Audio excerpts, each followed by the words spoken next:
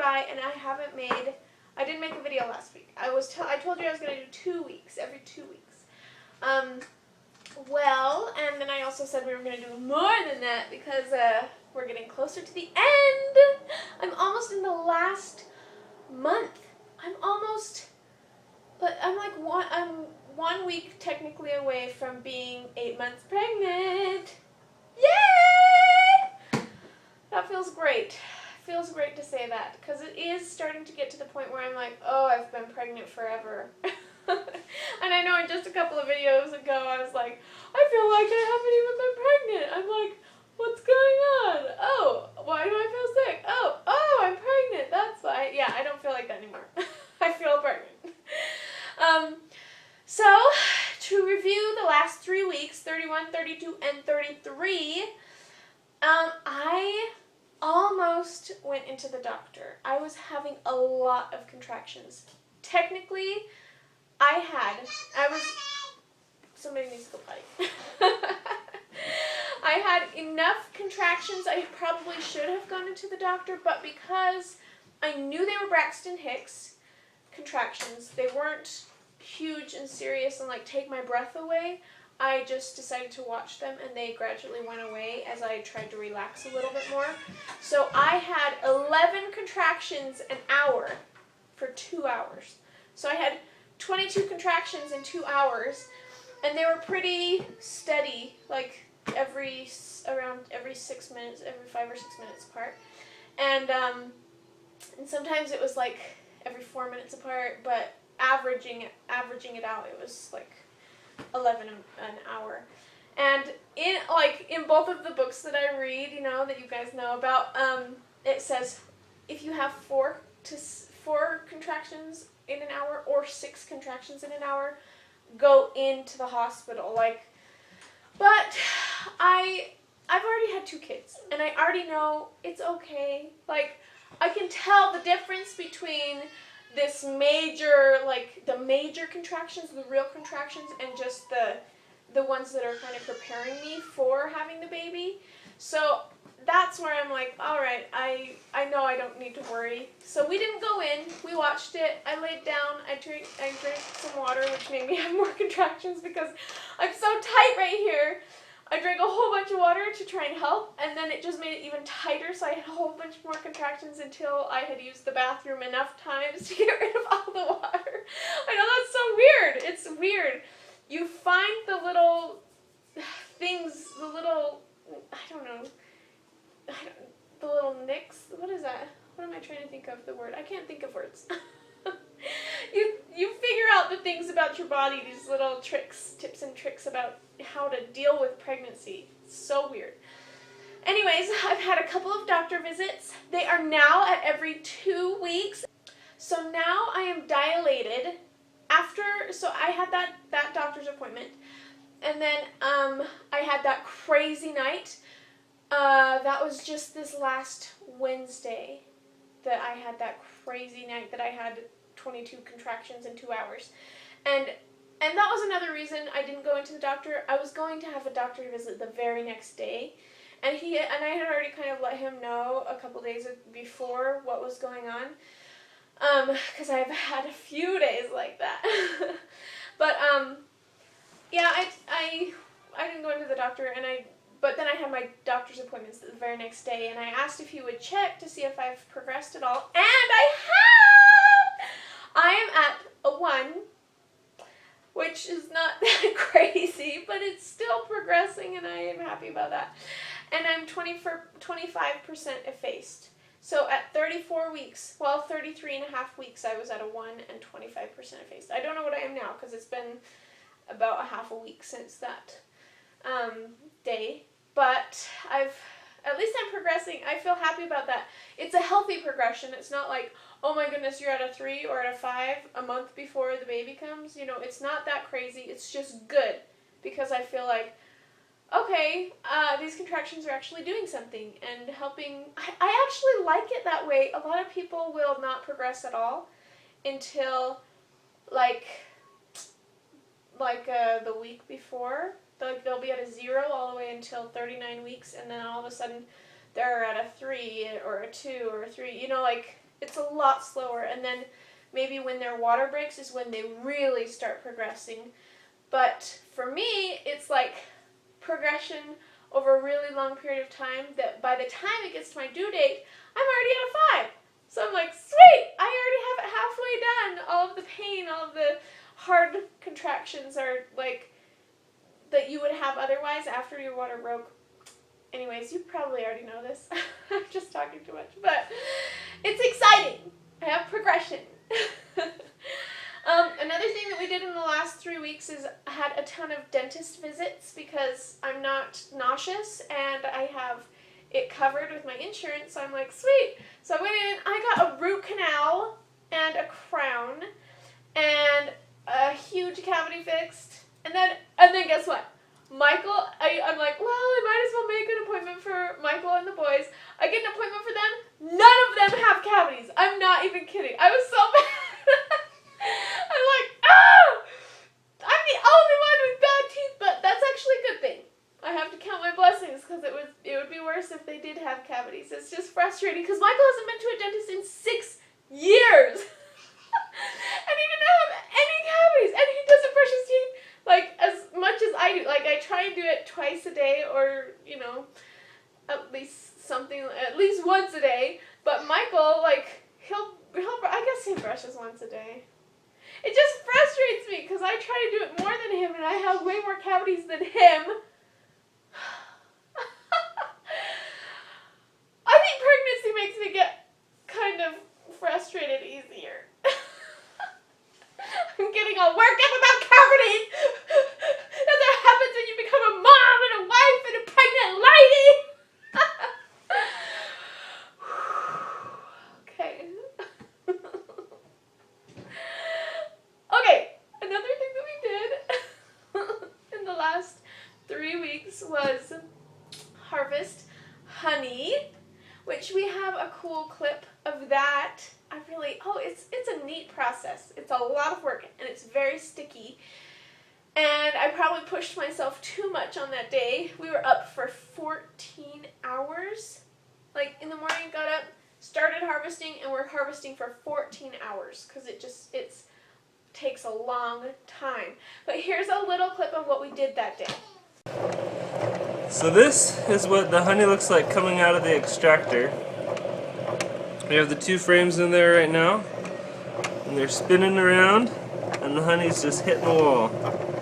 And as it gathers on the wall, then it drips down and gathers at the bottom of the extractor barrel here. And once it gets to a certain point, we can just pull it out of the spigot right down there. Ooh, look how beautiful. It's filling in the bottom right there, and it's just going to be sifted through.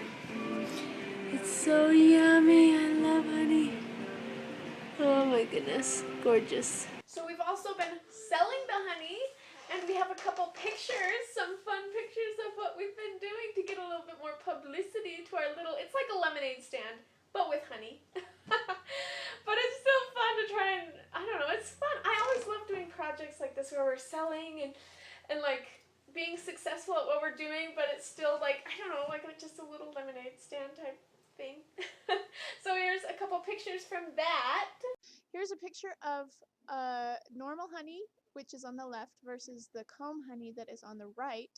And you can see it's like completely just sliced right out of the hive, the honeycomb filled to the brim with honey and then surrounded with more honey. And then here is Michael with all of our, how many pounds did we get again? 230 pounds of honey. And here's me with all of the honey too, because that was a lot of hard work. And then here is a picture of our jars when they are all decorated. And then here is also a picture of our little honey stand that's literally just like a little lemonade stand. And then here is our awesome Spider-Man that came to help us. Wink, wink, wink, wink. It was so fun, and lots of people were yelling, Spider-Man, out of the cars. So it helped a lot, I think. So. And then we also had a family reunion. I know we talked about this in our last vlog, We just had our family reunion like right after we did our last vlog, so it was probably 3 weeks ago. But here are some funny clips. My family is crazy, but I love it. And here are a few of the clips from from what we ended up doing when we had a gigantic rainstorm outside and everybody had to be inside. This is what we do. They used Corbin's shirt.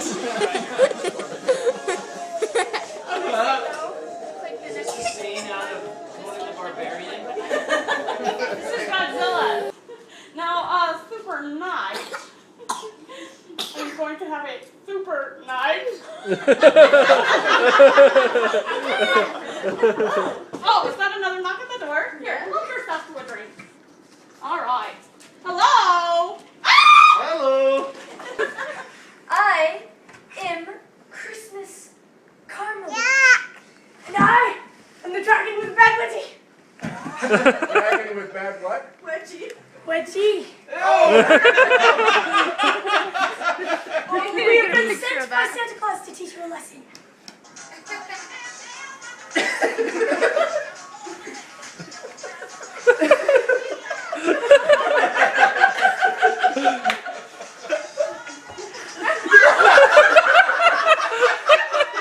Good thing she was facing the other way. Woo! Sisters! Oh, sisters! never had to have a chaperone, no sir.